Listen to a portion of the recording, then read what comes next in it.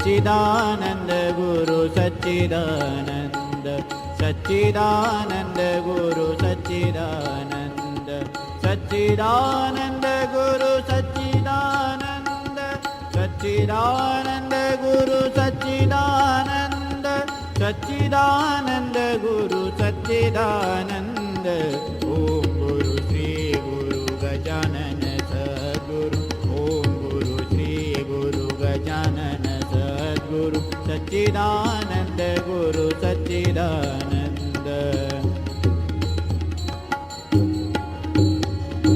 सच्चिदानंद गुरु सच्चिदानंद सच्चिदानंद गुरु सच्चिदानंद सच्चिदानंद गुरु सच्चिदानंद ओम गुरु श्री गुरु गजानन सद्गुरु ओम गुरु श्री गुरु गजानन सद्गुरु सच्चिदानंद गुरु सच्चिदानंद सच्चिदानंद गुरु सच्चिदानंद सच्चिदानंद गुरु सच्चिदानंद सच्चिदानंद गुरु सच्चिदानंद सच्चिदानंद गुरु सच्चिदानंद ओम गुरु श्री गुरु गजानन सद्गुरु ओम गुरु श्री गुरु गजानन सद्गुरु सच्चिदानंद गुरु सच्चिदानंद सच्चिदानंद गुरु सच्चिदानंद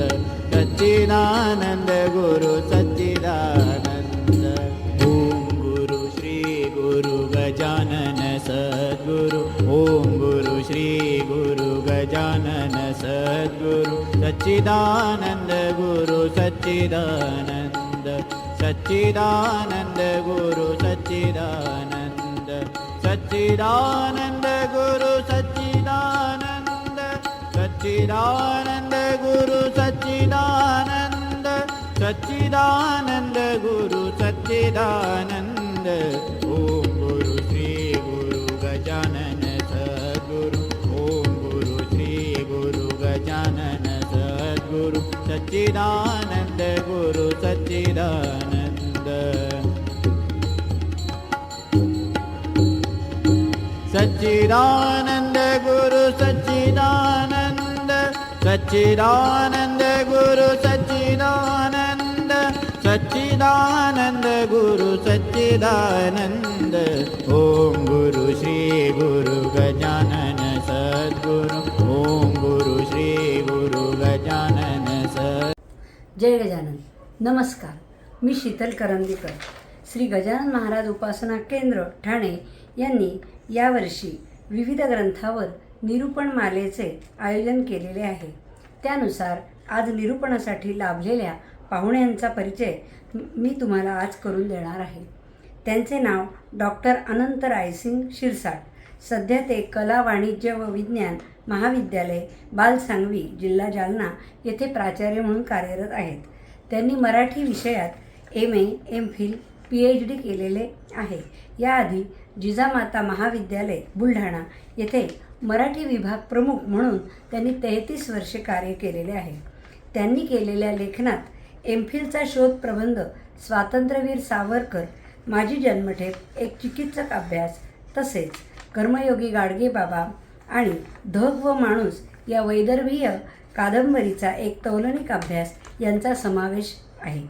ते उत्तम व्याख्याते व समाजसेवक आहेत। समाज प्रबोधनासाठी अनेक उत्सवांमध्ये तरुणांना शैक्षणिक व आध्यात्मिक मार्गदर्शन ते करत असतात। लेख माझे अभियान बुलढाणा सेवा संकल्प परिवार याचे ते संस्थापक सदस्य आहेत।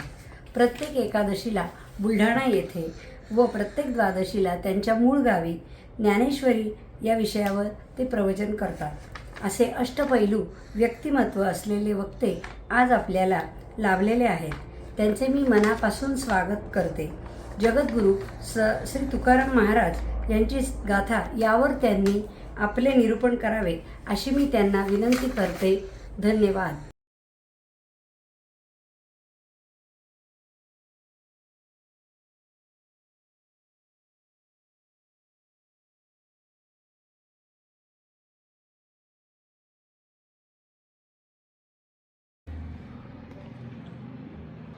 ओम श्री परमात्मने नमः. ओम श्री सद्गुरुवे नमः. माझे सद्गुरू परमपूज्य संजय गुरुजी यांच्या चरणी व आया ऑनलाईन या माध्यमातून जोडलेले जे काही रसिक श्रोते बंधू भगिनी आहेत, तुमच्या चरणी साष्टांग दंडवत करून आजच्या या प्रवचन सेवेला सुरुवात करतो.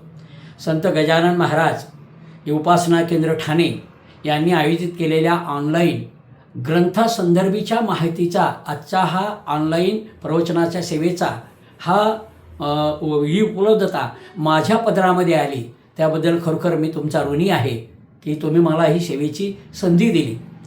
आता आणि माझ्याकडे याचा विषय हा तुकाराम गाथा याच्यावर बोलावं असा विषय होता. माझे मित्र डॉक्टर विकास भायकर यांनी याच्यातील सद्य काळातील म्हणजे वर्तमान काळातील तुकाराम गाथेची आवश्यकता असा हा विषय दिला आहे. आणि या विषयाला अनुसरून मी तुकाराम गाथेबद्दलचे मला जे भावलं आहे, मला जे जाणवलं आहे माझ्या चिंतनातून, तेच मी तुमच्यापुढे मांडण्याचा मी प्रयत्न करणार आहे. वास्तविक पाहता माझ्या वाट्याला आलेला हा जो विषय आहे ना, की तुकारामांची गाथा वर्तमान काळातील उपयुक्तता हा जो विषय आहे. काय होतं, या आजच्या बऱ्याच लोकांना असा समज आहे आज आपण एवढ्या एका आधुनिक काळामध्ये विज्ञान युगामध्ये राहतो आणि आजच्या 21व्या शतकामध्ये बऱ्याच लोकांना अशी शंका आहे की 21व्या शतकामध्ये या IT युगामध्ये या वैज्ञानिक युगामध्ये तुमच्या या गाथेंचं संतांच्या साहित्याची काही उपयुक्तता आहे का? गरज काय आम्ही तुम्हाला त्या 13व्या शतकातल्या शतकानुशतके मागे असलेल्या या तत्त्वज्ञानानं आम्ही आज त्याच्यानुसार वागावं याची गरज काय आहे? असा प्रश्न अनेक लोक विचारतात पहा. आणि या प्रश्नांची उत्तरं खऱ्या अर्थामध्ये असा प्रश्न कोण विचारतं? जे खऱ्या अर्थानं जे डाव्या विचारसरणीचे आहेत, जे नास्तिकवादी आहेत आणि जे खऱ्या अर्थानं ज्यांना आपल्या देशाची सनातन असणारी जी ज्ञानाची परंपरा आहे संतांची, ही परंपरा त्यांना नकोशी आहे. आणि असे जे लोक आहेत, या लोकांच्या मनात हा प्रश्न आहे फक्त. त्यामुळं संत वाङ्मयाची ही जी आवश्यकता काय आहे असे म्हणणाऱ्या लोकांना मला खरोखरच आश्चर्य वाटतं की त्या लोकांना असं कसं काय म्हणू शकतात की ज्या लोकांचा जन्म महाराष्ट्रात झाला, या माऊली ज्ञानेश्वर जगद्गुरू तुकाराम आणि माझा लाडका राजा छत्रपती शिवाजी महाराजांच्या या महाराष्ट्रामध्ये तुम्ही जन्माला आला आणि तुम्हाला तुमच्या पूर्वजांचं महात्म्य कळू नये आणि त्यांच्या त्या कार्यावर, त्यांच्या ज्ञानावर आणि त्यांच्या समाजसेवेच्या कारणावर, त्या कामावर तुम्ही शंका उपस्थित करावी. म्हणजे इतकं कुठेतरी आता नैतिक अधपतन हे होताना आपल्याला दिसत आहे. वास्तविक पाहता या सगळ्या लोकांच्या मनामध्ये काय आहे? यांना काय वाटतं? आज समाजाची फार मोठी भौतिक प्रगती झाली, आज इतका शोध लागले, एवढं जीवन सुखी झालं, 10 घंट्याचं काम आता 15 मिनिटावर आलं, इतक्या भरभराट झाली आहे, इतका विकास झाला आहे की माणसं आज इतकी प्रगती करून राहिले विज्ञान युगामध्ये आणि आम्ही सुखी आहोत. मग आम्ही जर सुखी आहोत मग याची गरज काय आहे? म्हणजे याची गरज काय? आम्ही जर सुखी आहोत, जर याच्यामुळं आम्हाला जर सुख मिळतं म्हणजे भौतिक साधनांनी आम्हाला सुख मिळतं असं या लोकांचं म्हणणं आहे. म्हणजे या लोकांची आर्ग्युमेंट ही आहे. आता प्रश्न कसा येतो? आमच्या संतांच्या दृष्टिकोनातून, गाथेच्या तत्त्वज्ञानाच्या दृष्टिकोनातून विचार केला तर तुमच्या लक्षात येईल की खऱ्या अर्थानं या भौतिक साधन सामुग्रीनं कधीच माणसाला सुख नाही मिळू शकत. हे पहा, तुमचे श्रम कमी झाले, तुम्हाला शारीरिक कमी झाला, ही गोष्ट बरोबर आहे, पण यानं सुख नाही मिळालं. कारण सुख ही साधनांवर अवलंबून नाही आहे, ती आंतरिक भावनिक प्रक्रिया आहे. सुख असं नसतं मिळत. नाही तर मग तर सगळे श्रीमंत लोक सुखी असते, त्यांना तर रात्री पडल्या झोप लागली असती. पण जेवढे श्रीमंत आहे त्यांना झोप कुठे लागते? म्हणजे साधन सामुग्री असणे, संपत्ती असणे यानं कुठं सुख मिळत नाही, हा आमच्या संतांचा दृष्टिकोन आहे. कारण काय आहे शेवटी याच्यामध्ये, कारण भौतिक साधनं यानं श्रम जरी कमी झाले, मग आता तुम्ही म्हणता माणूस सुखी झाला. कुठं माणसं सुखी झाले? काय यांच्या जीवनातलं भय गेलं नाही? काय यांच्या जीवनात भय आहे? काय यांच्या जीवनामध्ये अजून न्यूनगंड आहे? काय यांचा स्वतःवरच आता विश्वास नाही आहे? असे लोक का तयार झाले? जर यांना या भौतिक साधनांनी सुख मिळालं असतं तर या लोकांना यांची भीती गेली असती ना. या तुमच्या आधुनिक असणाऱ्या या सगळ्या शिक्षण परंपरेनं त्यांच्या मनातली भीती गेली असती ना. पण आज पहा बरं काय आहे समाजामध्ये, काय दिसतं समाजामध्ये आज? कधी नव्हे एवढी विकृत व्यवस्था, समाजव्यवस्था आज तयार झाली आहे. मी तर म्हणतो पूर्वा काळापासून नाही, तेव्हा नव्हती, पण आज जास्त गरज आहे. संतांच्या वाङ्मयाची, तुकाबांच्या गाथेची, माऊली ज्ञानेश्वरांच्या ज्ञानेश्वरीची, या साहित्याची आज कधी नाही एवढी प्रचंड गरज आज समाजाला आहे. कारण आज जर समाज तुम्ही पाहिला, या समाजामध्ये पाहा तुम्ही, प्रचंड ताणतणाव आहे, प्रचंड द्वेष आहे, आज मत्सर आहे, खून आहे, बलात्कार आहेत, कुटुंबामध्ये असणारी धुसफूस आहे आणि अविश्वास, घटस्फोटाचे वाढते प्रमाण, तरुणांची वाढती व्यसनाधीनता, लहान मुलांच्या आत्महत्येचं प्रमाण किती. म्हणजे आज आपल्या याच्यामध्ये, आज या समाजामध्ये जे काही अनागोंदी चालू आहेत पहा, लहान लहान मुलं आत्महत्या करतात. आणि एखादा शिक्षक एखाद्या याच्यामध्ये इतकी कठोरतेने शिक्षा करतो, जसा तो काही जल्लाद आहे आपल्या विद्यार्थ्यांवर, तो त्याच्यासाठी आत्महत्याला प्रवृत्त होतो किंवा ते विद्यार्थी बिचारा ते कोमल मन ते मरून जातो पोरगा.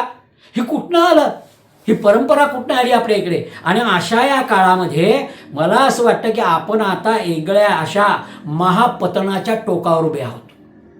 आज आपला समाज, आपला देश, आपली संस्कृतीच आज एका निश्चित अशा स्फोटाच्या केंद्रावर उभी आहे. त्यामुळं इतकं प्रचंड असं समाजाचं नैतिक अधपतन झालं आहे. यासाठी खऱ्या अर्थानं तुकोबांच्या गाथेची गरज आहे, यासाठी संतांची गरज आहे. कारण काय आहे शेवटी याच्यामध्ये लक्षात घ्या, कारण भौतिक प्रगतीमुळे, संपन्नतेमुळे, साधनांमुळे काय होतं, भोगवादी प्रवृत्ती वाढते, चंगळवाद वाढतो आणि खाओ पिओ मजा करो ही वृत्ती वाढीच लागते. काय झालं आजच्या तरुणांमध्ये, फार थोड्याशा शिक्षणानं मोठमोठाले पगार मिळतात, गलेलट्ट पगार मिळतात आणि त्या पगाराचा उपभोग घेता येत नाही.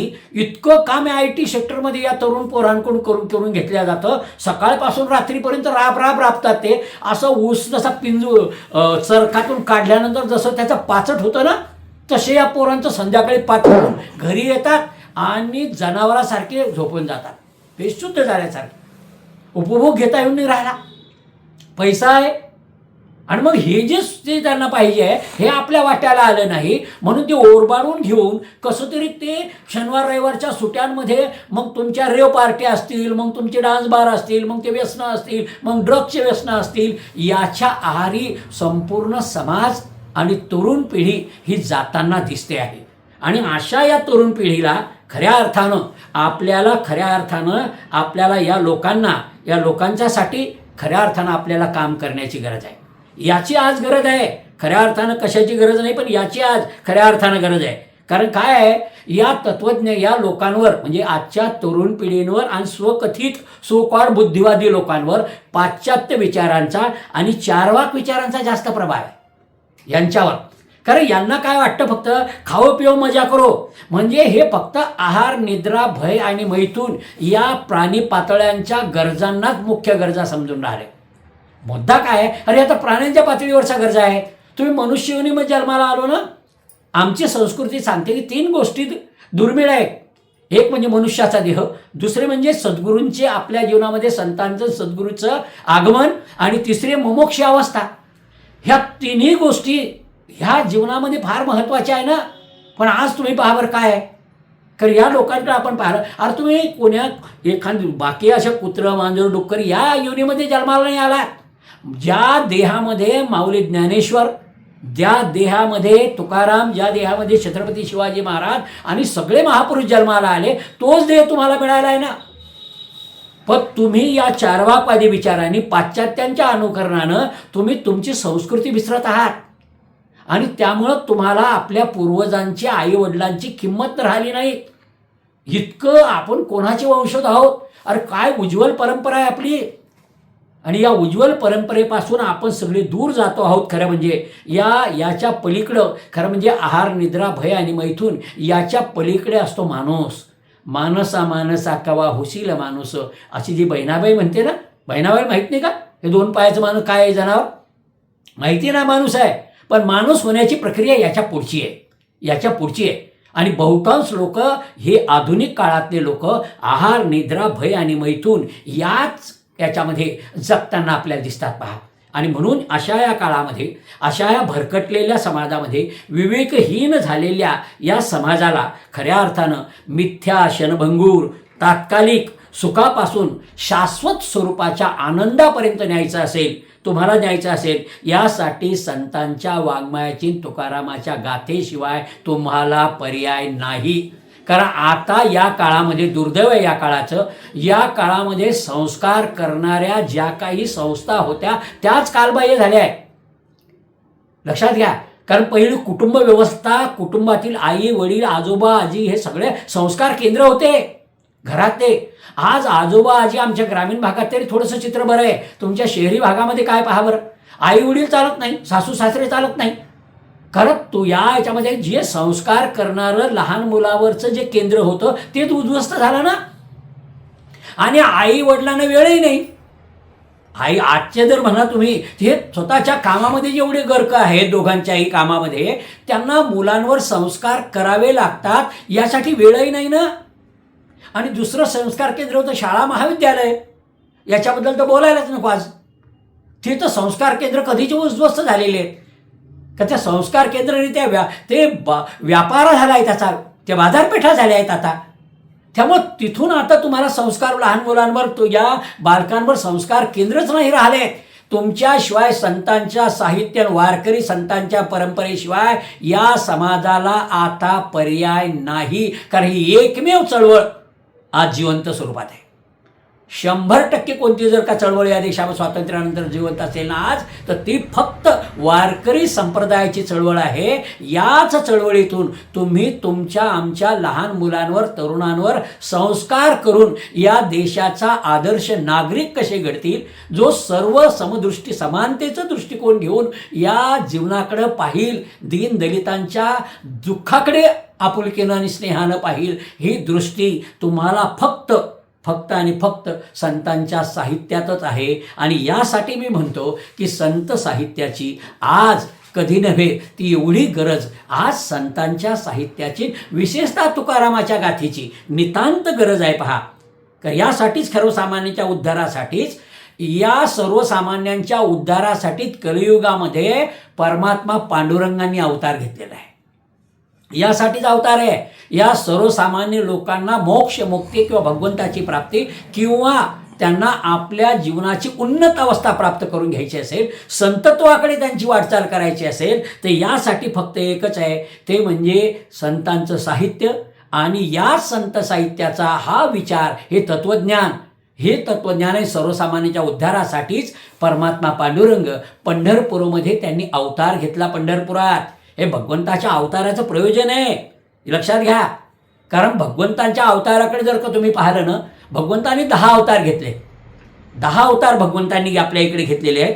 आणि या 10ही अवतारांचं प्रयोजन काय सांगतात भगवान श्रीकृष्ण गीतेमध्ये, की मी केव्हा जन्माला येतो, पवित्रानाय साधूनाम विनाशायच दुष्कृताम धर्मसंस्थापनार्थाय संभवामी युगे युगे. म्हणजे भगवंतांनी अवताराचं प्रयोजन काय सांगितलंय भगवंताच्या, की मी केव्हा येतो, जेव्हा जेव्हा धर्माला ग्लानी येते तेव्हा मी अवतार घेतो. एक. दुसरी गोष्ट त्यांनी काय सांगितलं, साधूंच्या रक्षणार्थ मी अवतार घेतो. आणि दुर्जनांच्या त्यांचा नाश करण्यासाठी, खलनिग्रहाय मी अवतार घेतो. म्हणजे भगवंताच्या अवताराचं प्रयोजन काय आहे हो. भगवंत या 10 अवतारांचं उद्दिष्ट तुम्ही पहा बरं. एक तर ते साधू संत सज्जनासाठी येतात, आणि नाही तर दुर्जनांच्या संहारासाठी येतात. मग याचं काय, माझं म्हणणं काय आहे, हे झाले. आणि हे जे 10 अवतार आहे ना, या 10 अवतारामध्ये भगवंतांनी अवतार घेऊन एका भक्ताला संकटातून सावरून त्याला मुक्त आणि मोक्ष आणि मुक्तीपर्यंत नेलेलं आहे. हे ज्ञान जे भगवंताने दिले ना, ते एका भक्तासाठी एक अवतार. पहा ना या सगळ्या याच्यामध्ये. म्हणजे हा जो विचार जर तुम्ही याच्यामध्ये केला, म्हणजे भगवंतांनी याच्यामध्ये म्हणजे अंश अवतार असेल, अंश अवतार असेल, आवेश असेल, कलिय असेल, मोहिनी अवतार असेल, पूर्ण अवतार आणि परिपूर्ण अवतार, हे अवतारांची विभागणी आहे. आणि या अवतारांचं लक्ष जर तुमच्या लक्षात येते, म्हणजे माझं म्हणणं असं होतं की एक तर सज्जनांच्या रक्षणार्थ, दुर्जनांच्या नष्ट करण्यासाठी किंवा नायनाट करण्यासाठी, यासाठीच भगवंतांनी अवतार घेतलेला आहे. मात्र या कलियुगामध्ये 98% लोक आहेत ना, जे सामान्य माणसं आहेत. मग यांच्या उद्धाराचं काय, यांच्यासाठी कोणता मार्ग आहे, यांच्यासाठी कोणता मार्ग आहे 98%? कारण हे धड ना सज्जन आहे ना दुर्जन आहे. म्हणजे यांच्यामध्ये सगळंच संमिश्र आहे ना.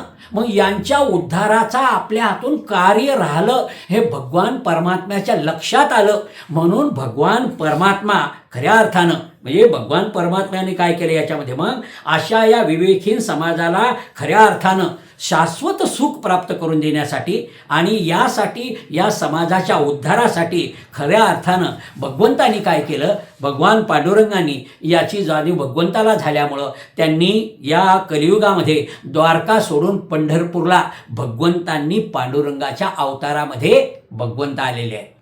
हे या अवताराचं खरं प्रयोजन आहे. रुक्मिणी माता रुसून आली वगैरे आणि भगवंत त्याला मनवण्यासाठी आली, हे भगवंताची लीला आहे. ही भगवंताची लीला आहे खऱ्या अर्थ लक्षात घ्या. पण तिथे आल्यानंतर भगवंताला जाणवलं की इथे पुंडलिक नावाचा एक भक्त आहे जो आपल्या आईवडिलांची इतकी एकनिष्ठतेने सेवा करतो आहे की त्याची ती सेवा पाहून भगवंत त्याच्यावर प्रसन्न झाले. त्याच्या त्या भक्तीमुळे ते कृतार्थ झाले आणि भगवंतांनी पुंडलिकाच्या घरी जाऊन त्याला प्रसन्न होऊन त्याला आशीर्वाद देण्याचा तो भगवंतांनी विचार केला पुंडलिकाच्या भक्तीसाठी. आणि म्हणून भगवंत आले पंढरपूरला आले, पुंडलिकाच्या घरी गेले. पुंडलिक जेव्हा आईवडिलांची सेवा करत होता भगवंत आले. भगवंतांनी आवाज दिला, पुंडलिका अरे मी आलोय, मी आलोय. त्यानं मागं न पाहता तो उभे होते, त्यानं पाहिलंही नाही. भगवंत म्हणाले अरे मी आलोय, जगाचा जगन्नाथ तुला आशीर्वाद देण्यासाठी आलोय. मी एकटा नाही, सर्व साधू संत ऋषीमुनी आहे माझ्यासोबत तुला आशीर्वाद देण्यासाठी आहे. तो म्हणाला थोडं त्यानं न पाहता सांगितलं की थोडं थांबा. भगवंत म्हणाले अरे मी येऊन सुद्धा तुम्हाला बसायला सुद्धा काही देत नाही, माझं स्वागत नाही. तेव्हा त्यानं बसल्या बसल्या वीट दिली मागे आणि त्या विटेवर परमात्मा पांडुरंग 28 युगापासून तुमचा आमचा पंढरीचा बाप तिथं तुमच्या आमच्या उद्धारासाठी उभा आहे, अव्याहतपणे उभा आहे. आणि हे जे परमात्म्याचं ते आहे. मग जेव्हा आपले आईवडील झोपले असं पाहून पुंडलिकांनी भगवंताची क्षमा मागितली की भगवंता मी सेवेमध्ये होतो आईवडिलांच्या, म्हणून तुम्हाला तिष्ठत उभं राहावं लागलं, मला माफ करा. ते म्हणाले हरकत नाही, मी तुझ्यावर प्रसन्न आहे, तू काहीतरी वर माग.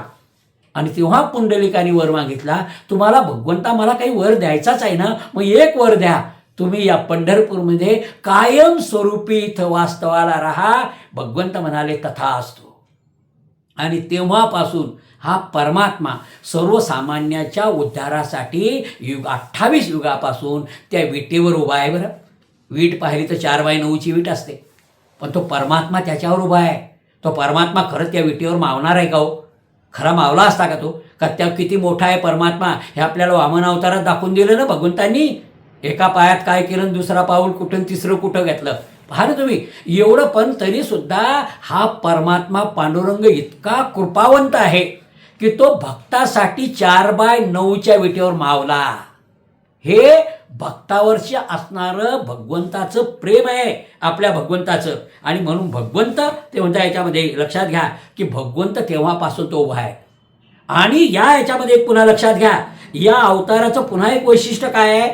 भगवंताने जेव्हा अवतार घेतला पंढरीच्या पांडुरंगाच्या रूपानं, तेव्हा या अवतारामध्ये तुम्ही पहा परमात्म्याच्या हातामध्ये शंख चक्र गदा पद्म काहीच नाहीये, कोणतंच आयुध नाही, कोणत्याच हातामध्ये नाही. हात सुद्धा आशीर्वादासाठी उभा नाहीये, कमरेवर कर ठेवून उभा आहे तो परमात्मा. कारण काय, भगवंतांनी सांगितलं की मी या अवतारामध्ये मला जे सर्वसामान्य लोकांचा उद्धार करायचा आहे ना, याच्यासाठी मी प्रत्यक्ष कोणतीच कृती आता करणार नाही. माझं कार्य याच्या पुढे संत करतील आणि संतांकरवी मला या समाजाचा उद्धार करायचा आहे. म्हणून ज्ञानेश्वर माऊलींनी, म्हणून ज्ञानेश्वर महाराज, तुकाराम, एकनाथ, नामदेव, ज्ञानेश्वर सगळे सावतामाळी सगळ्या गोरा कुंभारापर्यंत ही संतांची असणारी मांदियाळी ही खऱ्या अर्थानं आपल्या इकडं उभी राहिल्याची दिसते पहा. त्यामुळं हा सामान्याच्या उद्धारासाठी भगवंत खऱ्या अर्थानं त्यांनी संतांची निर्मिती केली आहे. म्हणून आपण लक्षात घ्या, आपण संतांनाच देव मानतो. संत ते देव, संत ते देव असं म्हणतो ना आपण. किंवा गजानन विजयमधलं ते प्रसिद्धच आहे ते याच्यामध्ये ती ओवी की ह्याच्यामध्ये संत हे भूमीवरचे चालते बोलते परमेश्वर दाते मोक्षपदाचे.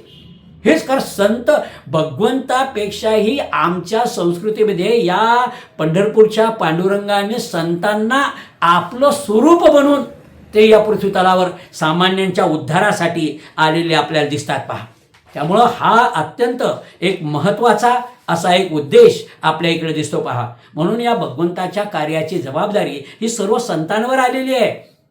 मग हे सगळी आपली वारकरी संतांची परंपरा यांनी पाहिलं तुम्ही भगवंत प्राप्तीचा सामान्य माणसाच्या उद्धाराचा साधा सोपा मार्ग सांगितलेला आहे. भगवंताकडे जाण्याचे काय, ज्ञान मार्गाने जाता येतं, योग मार्गाने जाता येतं किंवा भक्ती मार्गाने जाता येतं. या सर्वसामान्य कलियुगामध्ये संसारामध्ये असणाऱ्या लोकांसाठी आमच्या वारकरी संतांनी आणि तुकारामांनी एकच मार्ग दिला, तो म्हणजे भक्ती मार्ग, म्हणजे नामस्मरण. फक्त नामस्मरणानं सुद्धा तुम्हाला मोक्ष आणि मुक्ती मिळू शकते. हे केवढं मोठं आश्वासन आहे आपल्याला. त्यामुळे या संतांचं काम महत्त्वाचं आहे पायाच्यामध्ये. आणि संतांच्याही अवताराचं प्रयोजन सांगतो मी तुम्हाला. जसं भगवंताच्या अवताराचं प्रयोजन आहे ना, तसं संतांच्या अवताराचं प्रयोजन काय आहे, याच्यामध्ये जन जड जीव यांचा उद्धार करण्यासाठी संत आलेले आहे.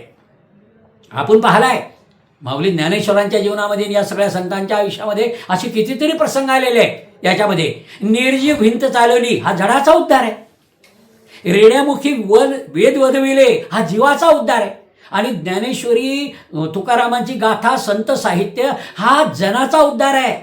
सर्वसामान्य असणाऱ्या जनांचा उद्धारासाठी मार्ग आणि परंपरा सुरू केली आमच्या या संतांनी. वारीमध्ये 25-30 लाख लोक जातात. हा आहे खऱ्या अर्थानं सामान्य जनांचा उद्धार. आज प्रत्येक गावामध्ये या तत्वज्ञानावर, या ज्ञानाचं महात्म्य घेऊन प्रत्येक गावात दररोज संध्याकाळी हरिपाठाची परंपरा आहे. करोडो लोक दररोज हरिपाठाची परंपरा करतात. हे काय आहे, हा जनाचा उद्धार आहे.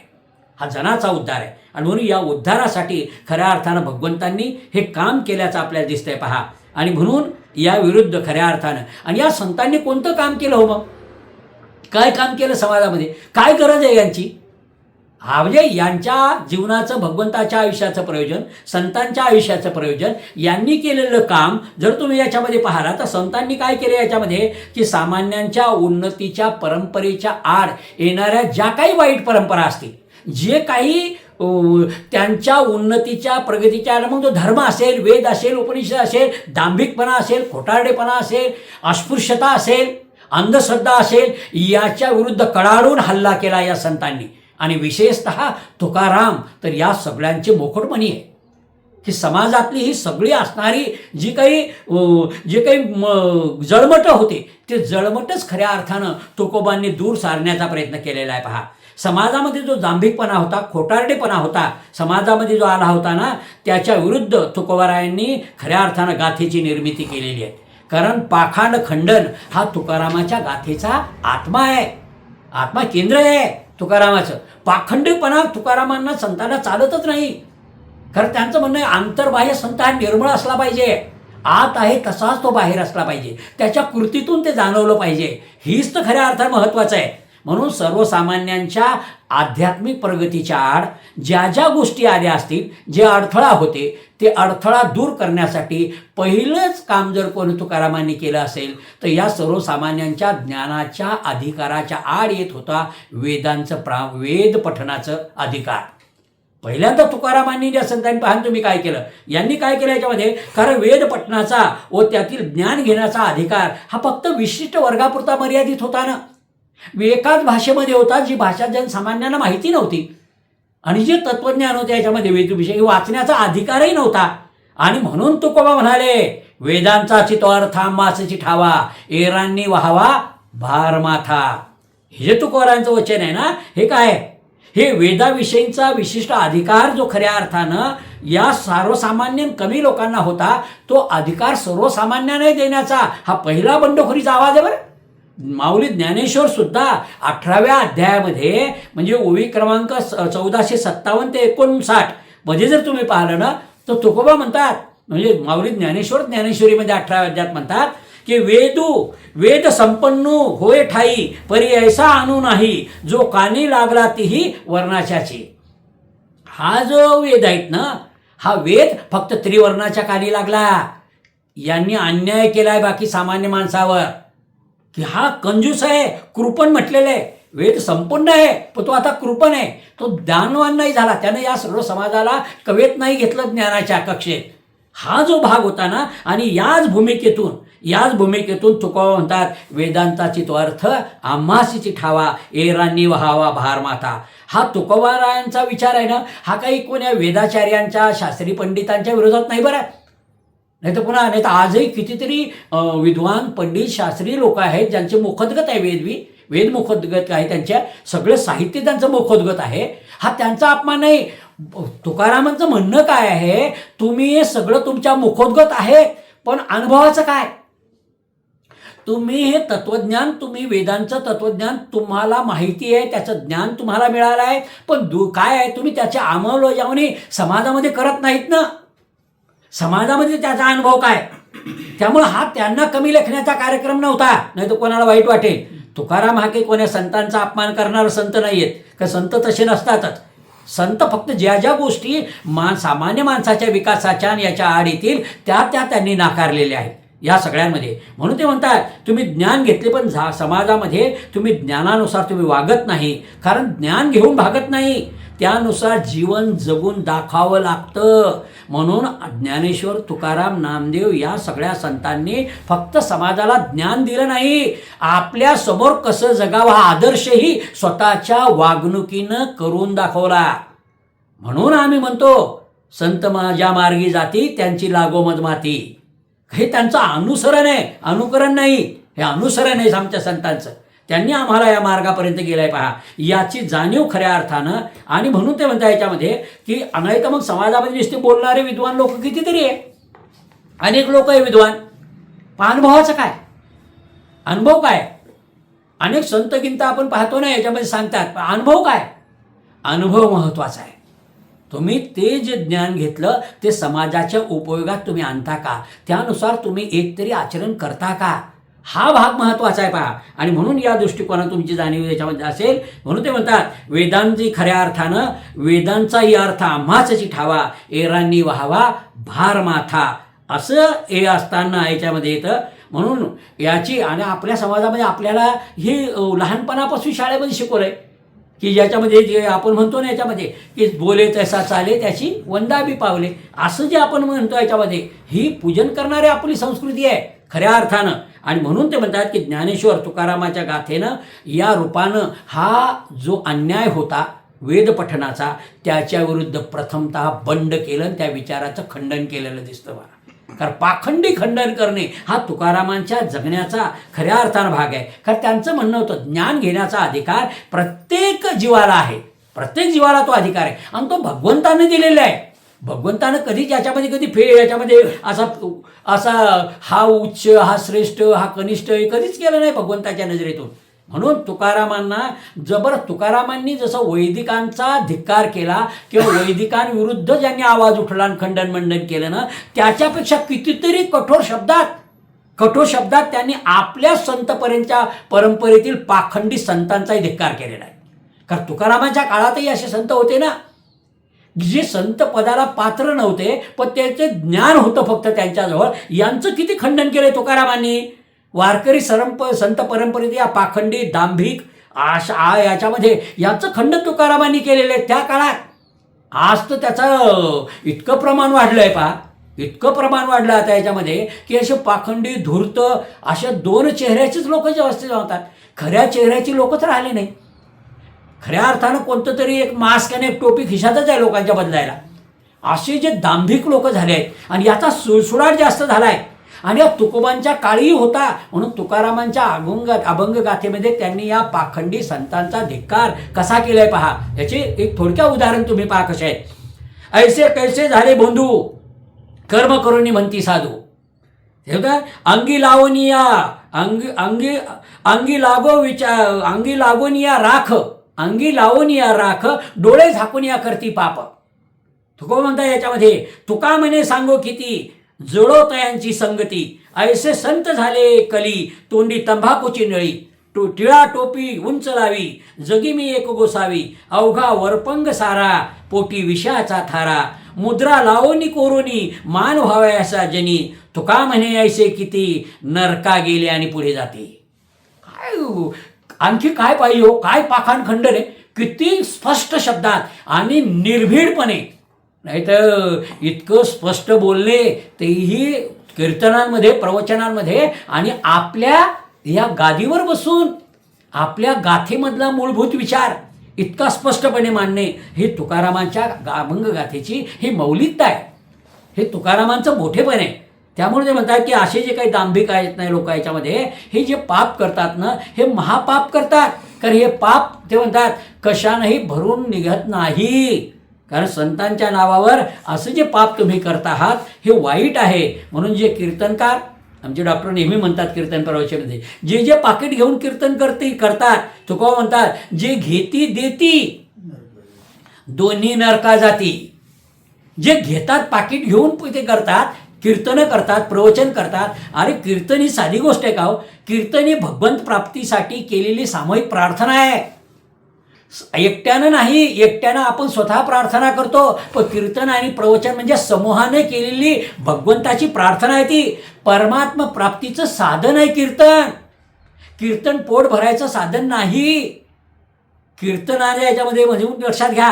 आणि कीर्तन हे काही मनोरंजनाचं, करमणुकीचं, विनोद आणि चुटकले सांगून करण्याचं साधन नाही. त्यासाठी तमाशा, कला, पथक, हास्यजत्र आहे ना तिकडं लोकांसाठी. ही ज्ञानाची परंपरा आहे. यासाठी खऱ्या ते म्हणता याच्यामध्ये, यासाठी खऱ्या अर्थानं या दांभिक संतांचाही उघड करण्यासाठी, खरे संत कसे असतात हे आचरून दाखवण्यासाठी तुम्हाला तुकारामाच्या गाथेचीच तुम्हाला खऱ्या अर्थानं गरज आहे. अशाच विचाराची गरज आहे आज आपल्याला याच्यामध्ये. म्हणून आज तर तुम्ही पाहिलं, आज सर्व देशात दुसरा मुद्दा पहा बरं तुम्ही, सर्व देशामध्ये तुम्ही पहा आज किती धर्माधर्मांमध्ये किती मोठं तांडव आहे, किती मोठा द्वेष निर्माण झाला, जातीपातीमध्ये किती विद्वेष निर्माण झाला, टोकाच्या भूमिका आल्या ना आपल्या आता. अरे या महाराष्ट्रामध्ये असं व्हावं ते म्हणते याच्यामध्ये. आणि हा जो ताणतणाव आहे, हा जो संघर्ष निर्माण झाला आहे, या संघर्षाला वास्तविक पाहता मी तुम्हाला तेही सांगितलं पहिल्यांदा की भूमी फार पवित्रतम अशी भूमी आहे की या भूमीमध्ये इतके युगपुरुष जन्माला आले. त्याच भूमीमध्ये असा जातीपातीवरून समाजामध्ये असा विद्वेष निर्माण व्हावा, टोकाचा असा हिंसाचार त्याच्यामुळे निर्माण होण्याची शक्यता आज निर्माण झाली आहे पायाच्यामध्ये. आणि ते म्हणतात वास्तविक पाहता या भूमीमध्ये व्हायलाच नको होतं पहा. याचं कारण आपण तुकारामांची गाथा, माऊली ज्ञानेश्वर हे समाजापर्यंत पोहोचू शकलो नाहीत. हे आपला दोष आहे पहा, आपला दोष आहे. कुठतरी आपण कमी पडलो की काय असं मला वाटतं पहा. आणि यावर आजही मी तुम्हाला सांगतो, यावर उपाय एकच आहे, या गाथेमध्ये असणारा सामाजिक समरसता हा विचार. सामाजिक समरसतेशिवाय या विद्वेषावर, या ताणतणावावर, या सगळ्या विद्वेषावर कसलाही उपाय तुमच्याजवळ नाही.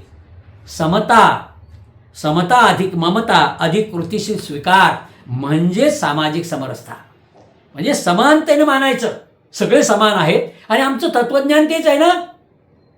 सर्व तत्वज्ञान गीतेचं काय आहे की सर्व त्या परमात्मा पांडुरंगाची लेकरी आहेत, त्या भगवंताच्या आम्ही आहोत, त्यामुळे सर्व समान आहे.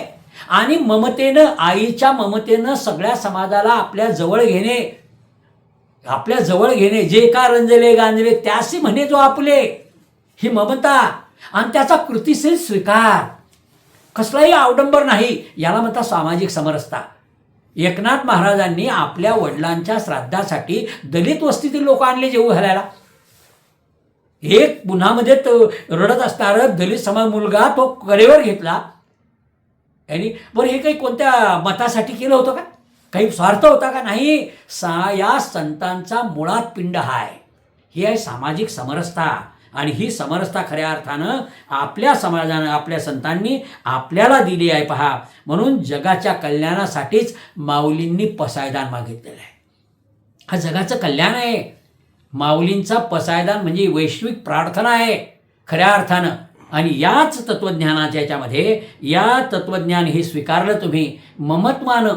माऊलीचं पसायदान म्हणजे खऱ्या अर्थानं समाजाला आईच्या ममतेनं काळजाशी घेणं आहे, आपल्या कवटाळणं आहे आपल्या परंपरे याच्यामध्ये. हा उद्देश आपण लोक विसरू की काय असं वाटायला लागलं आहे पहा. आणि या सगळ्यामध्ये संतांचं आणखी एक महत्त्वाचं कार्य सांगू का तुम्हाला, जाती निर्मूलनासाठी या संतांनी एवढं मोठं काम केलेलं आहे. आणि त्यातल्या त्यात संत तुकारामांनी आपल्या अभंगगाथेमध्ये या विचाराला मध्यवर्ती ठेवलेलं आहे. जाती निर्मूलनासाठी तुकोबांनी आपल्या गाथेतून फार मौलिक विचार मांडलेले. पहा, वारकरी सर्व संतांनीच, एक गोष्ट होतं वारकरी संतांची, महाराष्ट्र संतांची, त्यांनी कसल्याही प्रकारचा भेदभाव असेल त्याला नाकारला आहे.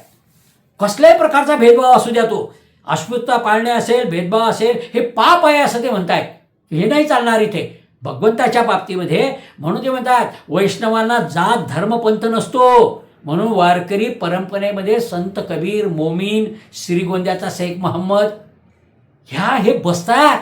याचं कारण आहे हे सर्व जाती धर्मांना या धर्मामध्ये, आपल्या वारकरी परंपरेमध्ये हे स्थान आहे, म्हणून हे बसू शकतात याच्यामध्ये. आणि रोटीबंदी विषयी असणारं जे काही तत्वज्ञान होतं त्याचा धिक्कार केला खरे त्या संतांनी.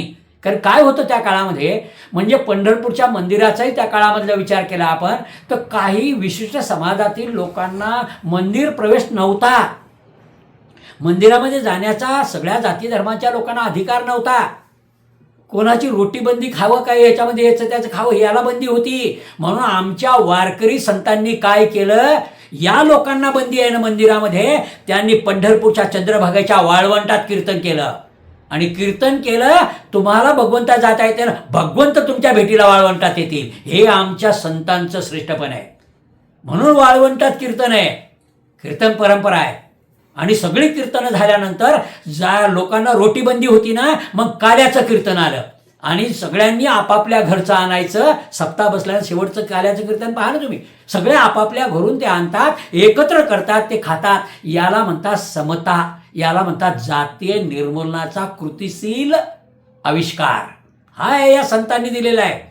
म्हणून याच्यामध्ये का गरज आहे, ही याच्यासाठी खऱ्या अर्थानं ही गरज आहे. पहा, ही परंपरा या उपेक्षितांच्या उद्धारासाठी ही कीर्तन परंपरा वाळवंटामध्ये आमच्या संतांनी सुरू केली आहे. पहा, कर्मवंशे जीव लोके जीव भोवता सनातना, हा समतेचा विचार हा खऱ्या अर्थानं तुकारामांनी गाथेतून व्यक्त केला आहे. विष्णुमय जग वैष्णवांचा धर्म, भेदाभेद भ्रम अमंगळ. तुकाराम म्हणतात हा भेदाभेद भ्रम अमंगळ आहे, तो भगवंताला मान्यच नाही. जात धर्म पंथ हे अवघेचे आकारानं, माऊली म्हणतात ज्ञानेश्वरीमध्ये, याचं कामच नाही या क्षेत्रामध्ये. तुमची अनन्य भावाने तुमच्या अंतरंगातील भक्ती हाच तुमच्या जगण्याचा श्वास असला पाहिजे. हे खऱ्या अर्थाने यांना अभिप्रेत आहे, या संतांना हे अभिप्रेत आहे. पहा, म्हणून माऊली जी म्हणतायत ना याच्यामध्ये, म्हणून हा समाजसेवेचा संदेश वारकरी परंपरेमध्ये प्रत्येक वारकरी सगळ्यांना समान मानतो. ते एकमेकांच्या पाया पडतात, एकमेका लागती पायी रे. काय होतंय, कोणत्याही जाती, अरे 80 वर्षाचा म्हातारा असेल तो 8 वर्षाच्या मुलाच्या पाया पडतो, तो जर त्यानं विना घेतली असेल ते त्याच्या पाया पडतात. याचा अर्थ लक्षात घ्या की प्रत्येकाच्या हृदयामध्ये तो परमात्मा भगवंत पांडुरंग हा प्रत्येकाच्या हृदयामध्ये स्थित आहे. तो नमन, ते नमस्कार हा त्या लहान मुलाला नसतो, त्याच्यातील असणाऱ्या चैतन्याला ते वंदन असतं, त्या परमात्मा स्वरूप असणाऱ्या त्या आत्म्याला ते नमन असतं. पहा, आणि म्हणून हा जो विचार दिलाय ना, हा जो नमस्कार हा खरं म्हणजे त्या चैतन्याला असणारा नमस्कार असतो. पहा, म्हणूनच या सगळ्यांमध्ये ज्यांना धर्माच्या जातीच्या नावाने स्वातंत्र्य नाकारले होते, त्या दीन दलितांना, स्त्रियांना, सर्वांनाच मोक्षमुक्तीचा, भगवंत प्राप्तीचा व भक्ती प्रत्येकाला करण्याचा अधिकार आहे. हा अधिकार पहिल्यांदा वारकरी संतांनी सगळ्या समाजातल्या सगळ्यांना प्रदान केला आहे. पहा, या रे या रे लहान थोर, या रे या रे लहान थोर, याती भलते नारी नर, सकळांची येथे आहे अधिकार. कलियुगी उद्धार हरीच्या नामे, ब्राह्मण क्षत्रिय वैश्य शूद्र चांडाळाही अधिकार. बाळे नारी नर आदी करोनी वेश्याही. काय तत्वज्ञाने पाहा तुम्ही, की सगळ्यांना अधिकार दिला. काय, आणि अधिकार देणारे किती महापुरुष श्रेष्ठ आहे, कारण ते भगवंताचे अवतार आहे, भगवंताचे अवतार आहे. म्हणून अधिकाराने त्यांनी अधिकार दिलेला आहे. अधिकार असल्याशिवाय अधिकार देता येत नाही, कारण भगवंतांनी हे सगळे अधिकार देण्याचं सामर्थ्य हे या संतांना दिलं होतं. म्हणून संतांनी हा अधिकार सर्वसामान्यांच्या उद्धारासाठी दिलेला आहे. हे याचं मोठेपण लक्षात घ्या. किती मोठी क्रांती होती या समाजाची केलेली, गाथेतली किती मोठा क्रांतिकारक विचार आहे. दुसरी गोष्ट तुमच्या लक्षात येईल, अंधश्रद्धा निर्मूलनासाठी किती वैज्ञानिक दृष्टिकोन आहे गाथेमध्ये. आज तुम्ही आधुनिक काळ, अरे जे आजचे जे समाज सुधारक आहेत ना आपले, म्हणजे फुल्यांपासून आगरकरांपासून ते सगळे, अगदी या सगळ्यांचा विचार जर तुम्ही केला, या सगळ्या समाज सुधारकांचा, तर यांचा पाया संत आहे, वारकरी संत. याचा पाया, यांचं बीजारोपण या वारकरी संतांनी केलेलं आहे. तुकारामांच्या याच्यामध्ये तुमच्या लक्षात येईल, अंधश्रद्धा असेल, कर्मकांड असेल, शुभ अशुभ असेल, याचा निषेध तुकारामांनी केलेला आहे. पहा आपल्या गाथेमध्ये तुकाराम म्हणतात, याच्यामध्ये म्हणतात, 900 कन्यापुत्र होती, का करावे लागे पती. काय नाही तर मग पोरगा होते म्हणून नवस करणे, काहीतरी प्रार्थना करणे, मंदिरात जाणे, काहीतरी त्याला बळी देणे, ह्या ज्या अंधश्रद्धेच्या परंपरा आमच्या समाजात होत्या, तुकाराम म्हणाले याच्यासाठी गरज नाही, गरज नाही. आणि हे जर असतं मग लग्न का करावं लागलं असतं, का पती करावा लागला असता, किंवा ही दिशा शुभ आहे, ही अशुभ आहे, हेही आमचे संत मानत नाही. हरीच्या दासा शुभदाही दिशा, कोणत्याही दिशा शुभाशुभ नाही. तुमचं मन प्रसन्न आणि शुभाशुभ पाहिजे. काय होतं, आमचे लोक आज काय करतात, मी फार एक चांगल्या कीर्तनकाराचा एक दृष्टांत ऐकला, पहा मला खूप भावला तो. याच्यामध्ये ते म्हणतात, आजकाल लोकांचं काय चालू आहे की लोक वाईट मार्गानं नोकरीवर, पेशावर पैसा 2 नंबरच्या मार्गानं कमवतात, आणि रिटायर झाल्यानंतर मोठं घर बांधायचा संकल्प करतात, एखादं गाव शहर निवडून, आणि तिथं लगे त्या वास्तुशास्त्रज्ञाला बोलवता, वास्तू ज्याला कोणती वास्तूमध्ये कसं बांधावं, म्हणजे शास्त्रशुद्ध पद्धतीने त्याला आपण म्हणतो की कसं घर बांधावं, म्हणजे स्वयंपाकघर कुठं असावा, अग्नियेला बोर कुठं असावा, बेड कुठं असावं, याचा शास्त्रोक्त पद्धतीनं म्हणजे वास्तुशास्त्रानुसार घर बांधण्याचा संकल्प करतात. आणि पैसा मात्र पापाचा. कसं काय शक्य आहे? अशा पैशानं तुमच्या घरात लागणारी अग्नी, जो धुसफूस आहे नात्यांमधला, तो कमी होणार आहे का? तुमच्या घरात असणारं वादळं का त्या वायव्य दिशेने आणल्या म्हणून कमी होणार आहे का? हे कमीच होणार नाही आहे. याच्यापेक्षा ते म्हणतात, कारण संता यास आपल्या पैशाला घामाचा सुगंध पाहिजे, पावित्र्य पाहिजे पैशाला. पवित्रता असेल ना तुमच्या पैशाला कमवलेल्या, तो संचय पिढ्यानपिढ्या त्या धनाचं लक्ष्मीमध्ये रूपांतर होतं, आणि ती लक्ष्मी शाश्वत पिढ्यानपिढ्या टिकते. का टिकत नाही याचं कारण लक्षात घ्या. म्हणून याच्यामध्ये संतांचं जे म्हणणं आहेत ना, हे नका, तुम्ही चांगले वागा. तुमच्या वाट्याला आलेलं विहित कर्म तुम्ही शास्त्रानुसार संतांनी घालून दिलेल्या मार्गानं आणि सद्गुरूंच्या दाखवलेल्या मार्गानंच तुम्ही जीवनामध्ये आचरण करा. याच्यापेक्षा शुभ काहीच असू शकत नाही. हे एक फार मोठं आश्वासन आपल्याला, वचन आपल्या गाथेनं आपल्याला दिलेलं आहे. पहा, आणि म्हणून ही बी पाहणं, अंधश्रद्धेविरुद्धची काय मोठी क्रांती होती आज काळात सुद्धा. आज तर कोणीच बोलू शकत नाही, बरोबर म्हणा कोणाला आता मंदिराच्या याच्याविरुद्ध नाही बोलू शकत ना. इतकं दहशतीचं वातावरण आहे आज, इतकं भयावह वातावरण आहे. आणि हे पहा ना, 17व्या शतकात तुकोबांच्या गाथेतील काय जाज्वल्य विचार आहे. पहा, हा समाज सुधारणेचा आंतरिक पिंड आहे आमच्या संतांचा, म्हणून ते आला आहे याच्यामध्ये. आणि एक मुद्दा पुन्हा याच्यामध्ये लक्षात घ्या तुम्ही याच्यामध्ये, की तुकारामांच्या या सगळ्या साहित्याकडे जेव्हा आपण पाहतो ना, तेव्हा तुमच्या लक्षात येईल संतांनी सगळ्यात मोठं काम जर कोणतं केलं असेल तर ते एक महत्त्वाचं आहे. या संत तुकारामांनी आपल्या गाथेमध्ये श्रमाला प्रतिष्ठा दिली. श्रम प्रतिष्ठा ही आमच्या वारकरी संतांनी दिलेली देण आहे बरं. आध्यात्मिक क्षेत्रामध्ये तुम्ही श्रम करण्याला प्रतिष्ठा प्राप्त होणे. आज तर आपण चांगल्या आपल्या कर्मचाऱ्यांना सुद्धा प्रतिष्ठा देत नाही हो, कामाची, श्रमाची प्रतिष्ठा. आणि ही श्रमाची प्रतिष्ठा आमच्या संतांनी दिली आहे. कारण भगवत प्राप्तीसाठी संसार सोडून जाण्याची गरज नाही. कुठेही तुम्हाला वनात जायची गरज नाही, संसार सोडून संन्यास घ्यायची गरज नाही. तुकाराम आणि संत म्हणतात की तुमच्या वाट्याला आलेलं काम तुम्ही प्रामाणिकपणे करा. हीच भगवंताची भक्ती आहे, हेच भगवंताचं पूजन आहे. काही गरज नाही तुम्हाला इकडून तिकडे जायची, ह्या सगळ्या वर्त वैकल्यही करायची गरज नाही तुम्हाला. तुम्ही जर तुमचं विहित कर्म जर तुम्ही प्रामाणिकपणे करत असाल, यासाठी तुम्हाला कसल्याही कोणतेही कर्मकांड करायची तुम्हाला गरज नाही. तुमचं काम करा. म्हणून आपल्या वाट्याला आलेले कर्म प्रामाणिकपणे करणे हीच भगवंताची भक्ती आहे. यासाठी संन्यास घेऊन हिमालयात कुठेही जायची गरज नाही. न जावे लागे वनांतरा, न जावे लागे वनांतरा, सुखे येतो घरा नारायण. सुखे येतो घरा नारायण. तुम्ही तुमचं काम तर करा, तुमचं कर्म नैष्मिक भावनेनं कर्म करा. फलाची अपेक्षा न करता, कर्तृत्वाचा अहंकार न धरता, विहित कर्म तुमच्या वाट्याला आलं आहे ते प्रामाणिकपणे करा. हीच तर संतांचं म्हणणं आहे ना. बाकी काय. आणि म्हणून याच्यामध्ये तुमच्या लक्षात आहे, कारण श्रमालाच तुकोबारायांनी खऱ्या अर्थानं देव मानलाय. देवाची भक्ती म्हणजे तुमच्या वाट्याला आलेलं कर्म. श्रम करायचे, सोडून नाही जायचं, पळून नाही जायचं संसारातून. कारण एक गोष्ट लक्षात घ्या, संतांना माहिती आहे कारण संसार हा तुमचं अध्यात्म आणि तुमची साधना किती पक्व झाली याची प्रयोगशाळा तपासण्याचं माध्यम म्हणजे संसार आहे. याचं माध्यम तुम्ही ब्रह्मचारी नुसतं सांगून चालत नाही. एखादा माणूस जन्मताच आपण कैदेमध्ये टाकला किंवा तो वनातच राहिला, तो ब्रह्मचारी राहणारच आहे. त्याला काय पर्याय?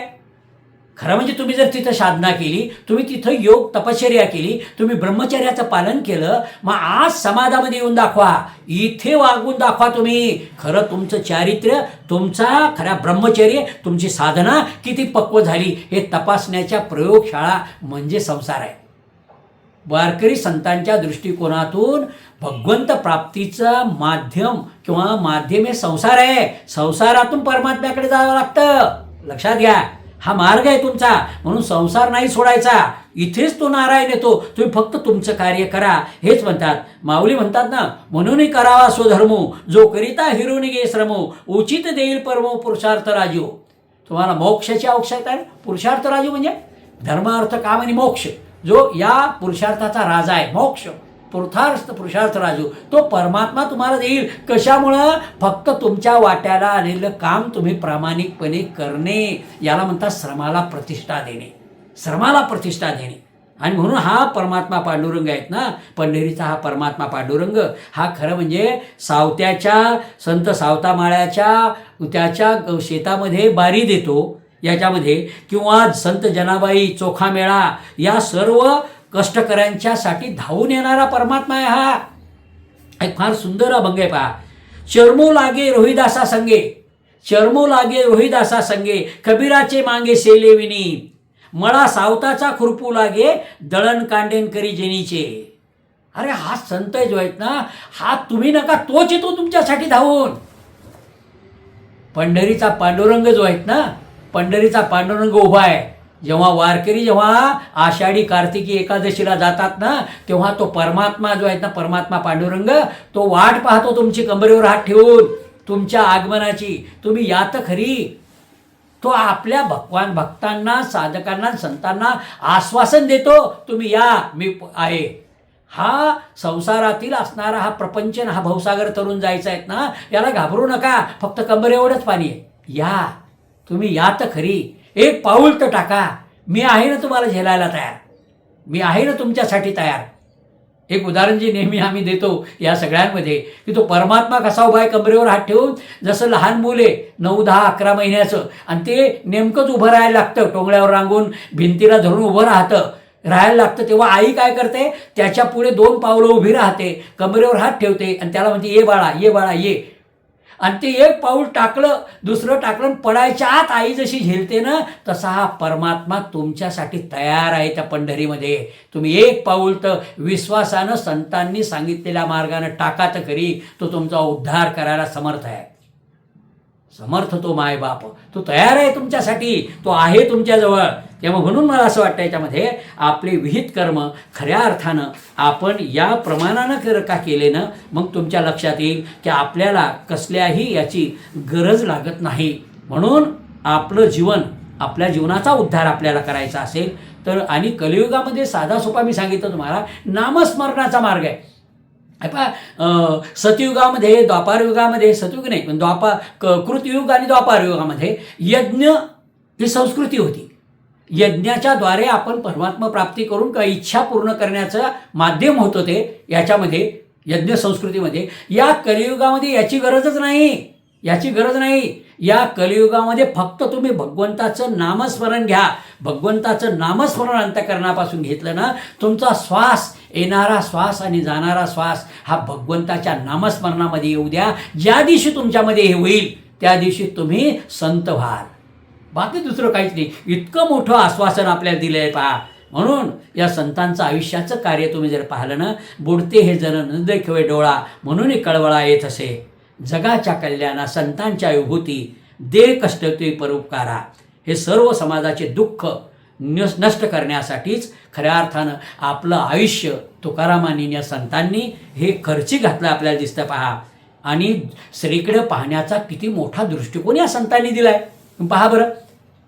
तुकाराम तर एकच म्हणतो याच्यामध्ये की परावया नारी रुक्मिणी समान, आई समान, आई समान आहे परावया नारी. ह्या दृष्टिकोनाची गरज नाही आज. या भोगवादी चंगळवादी या सगळ्या समाजाच्या तरुणांच्या पुढे या विचाराची गरज नाही आज. आज स्त्रीकडे पाहण्याचा दृष्टिकोन पहा बरं, जो या पाश्चात्य लोकांचा आहे किंवा चारवाकवादी विचारांचा होता, ती फक्त भोगवादी वस्तू म्हणून होता. या संतांनी आमच्या तिला आईचा दर्जा दिला ना, म्हणून आमचे छत्रपती म्हणू शकले. खरं खोटं माहीत नाही, ती कथा आहे की उपकथा आहे, पण आमचे त्याच्यामध्ये सत्य आहे की नाही मला माहीत नाही. पण तरीसुद्धा कारण माझ्या महाराजांचा गौरव त्याच्यामध्ये आहेत ना, त्यामुळे मी त्याचा स्वीकार करतो. आमची आई अशी सुंदर असते, आम्ही असे. हा आईच्या रूपानं त्या स्त्रीकडे पाहणे, देवी दुसऱ्या धर्माच्या स्त्रीकडे पाहणे, अरे ही संस्कृती आहे आमची. हे आमच्या संतांचं तत्त्वज्ञान आहे पहा. आणि म्हणून तुमच्या लक्षात येईल की हा जो भाग आहेत ना, म्हणून आणि हा याच्यामध्ये स्त्रीकडे पाहण्याचा एक वेगळा दृष्टिकोन आजपर्यंत स्त्रीला मोक्षमुक्तीचा अधिकार दिला नाही नव्हता, तो या वारकरी संत परंपरेनं दिला. जनाबाई ही मुख्य केंद्रबिंदू आहे, लक्षात घ्या. या जनाबाई म्हणजे जेव्हा ज्ञानेश्वर माऊली नामदेव महाराज हे सगळे जेव्हा भारत भ्रमणाकडे गेले ना, तेव्हा त्याची सगळी जबाबदारी त्या वारकरी परंपरेची पंढरपूरला जनाबाईकडे होती. उत्तरदायित्व जनाबाईकडे होतं, हे तुमच्या लक्षात येईल. एवढ्या मोठा एक आधुनिक दृष्टिकोन हा आमच्या संतांचा दिसतो पहा. आणि तुकारामांचं एकच गोष्ट आहे, एक शेवटचा मुद्दा तुम्हाला सांगतो याच्यामध्ये की काय आहे. तुकारामांचा प्रत्येक शब्द हा अनुभवाच्या मुशीतून तावून सुलाखून निघालेला शब्द आहे. हा फार महत्त्वाचा आहे की तुकारामांचा हा जो शब्द आहे ना याच्यामध्ये, कारण तुकाराम अनुभव आल्याशिवाय बोलतच नाही. जो विरोध त्यांनी वेदांचार्यांना केला होता ना की तुम्ही अनुभव तुमच्या जीवनामध्ये नाही, तर तुकारामांनी ते व्रत आणि सगळ्या संतांनी आयुष्यभर पाळले आहे. मी जर सांगत असेल जे तत्त्वज्ञान ते मला आचरणात आणता आलं पाहिजे, समाजामध्ये जीवन जगताना संसारामध्ये मी त्याचा अवलंब केला पाहिजे, तरच तर आम्ही संत आहोत, तरच तर आम्ही संत आहोत. आणि म्हणून हा जो एक वेगळा दृष्टिकोन दिला होता ना याच्यामध्ये, कारण अनुभव आले ते जगा देत असे. मी जे तुकोबा म्हणतात मी शब्द बोललो ना, तो माझा अनुभव आहे. म्हणून तुकारामांच्या अभंगाचा अभ्यास करताना अभ्यासकांनी एक गोष्ट लक्षात ठेवायची, त्यांच्या चरित्राचं जोपर्यंत तुम्हाला आकलन होत नाही ना, तोपर्यंत तुम्ही अभंगही सोडू शकत नाही. अभंग कोणत्या परिस्थितीत कोणत्या स्थितीत हा अभंग लिहिला तुकारामांनी, ते त्याचं ज्ञान झाल्याशिवाय खऱ्या अर्थानं तो अभंगातला गर्भित अर्थ तो आपल्याला सुटत नाही, कळत नाही. ही गोष्ट लक्षात घ्यायची अभ्यासकांनी. म्हणून ते म्हणतात नेहमी आपल्या बळा नाही मी बोलत, सखा कृपावंत वाचा त्याची. मी माझ्या बळानं बोलत नाही, भगवंतांची वाचा आहे ती. कारण त्यांनी येऊन मला सांगितलं. नामदेवा सोबत आले सवे पांडुरंग, नामदेवाने सांगितले अभंग करावे शतकोटी. तुला अभंग कारण मी नाही करत, त्याची आज्ञा आहे त्या परमात्म्याची. त्यामुळं माझा जो शब्द आहेत ना हा माझा नाही, त्या भगवंतांचा तो शब्द आहे. आणि त्या शब्दानुसार ते अनुभव मला आले, म्हणून तो अनुभव मी जसाच्या तसा शब्दांमध्ये व्यक्त करीत आहे. हा माझा नाही, ते परमात्म्याचे ते आहे. या पंढरीच्या पांडुरंगाच्या खऱ्या अर्थानं या आयुष्याचं हे सार्थक आहे की या संतांनी हे काम जे त्यांना करायचं होतं ते या संतांकरवी खऱ्या अर्थानं या पांडुरंग अवतारामध्ये भगवंतांनी केलेलं आपल्याला जाणवतं पहा. ते म्हणतात परी तो विश्वंभर बोलविले, मी नाही तर विश्वंभरानं मला बोलविलं, त्यानं सांगितलं म्हणून मी बोललो. आम्ही वैकुंठवासी आलो याची कारणाशी, बोलिले जे ऋषी साच भावे वर्ताया.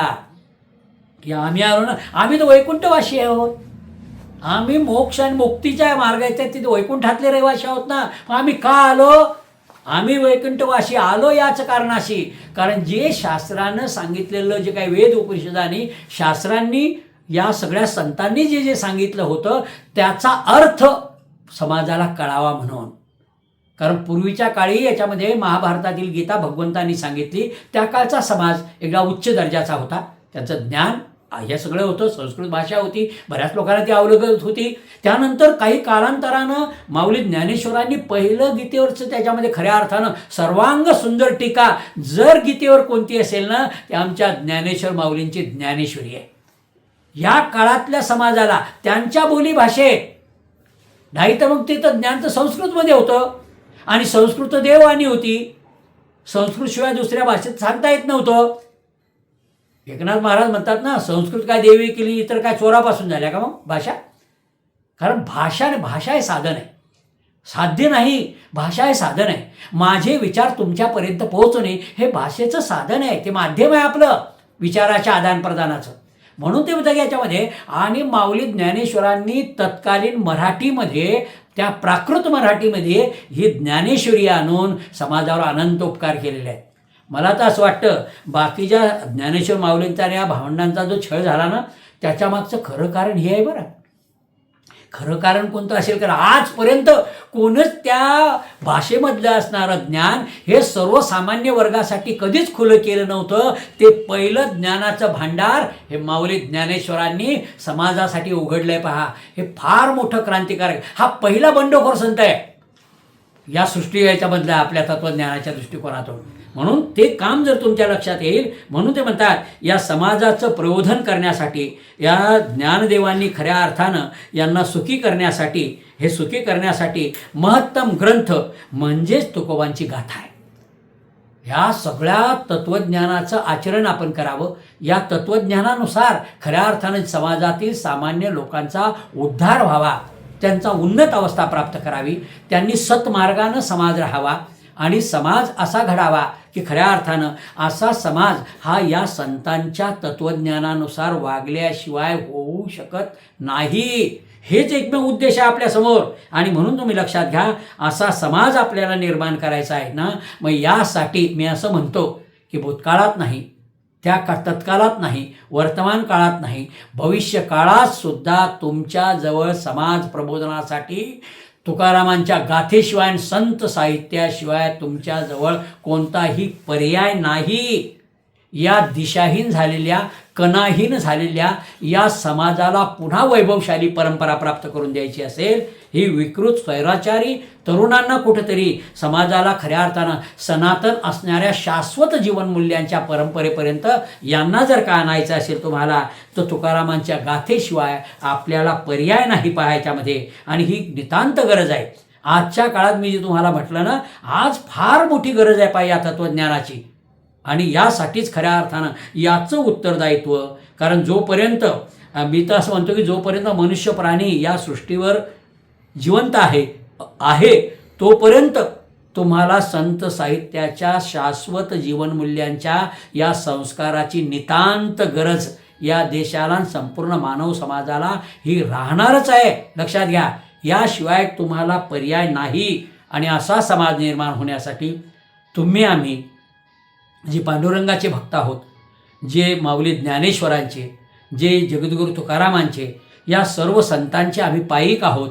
या संत परंपरेच्यानुसार या पाईकपणाचा वसा आपण घेऊन समाजामध्ये आताही जास्तीत जास्त या जीवनमूल्यावर उभा राहणारा समाज कसा निर्माण होईल याचं उत्तरदायित्व आपल्यावर आहे. आपलं भान आपण जागं करावं आणि संतांच्या मार्गानं समाजामध्ये प्रबोधन करून आपापल्या परीनं आपण हे कार्य हाती घ्यावं. आणि भगवान परमात्मा पांडुरंग, माऊली ज्ञानेश्वर, जगद्गुरू तुकाराम यांच्या चरणी हीच प्रार्थना करतो की सगळ्यांना सद्बुद्धी द्यावी आणि हा देश, हा समाज वैभवशाली परंपरेमध्ये पुन्हा त्यांना जाता येईल अशी वाट त्यांना द्यावी, अशी कृपा आमच्या सर्वांवर करावी. हरिओम हरिओम हरिओम.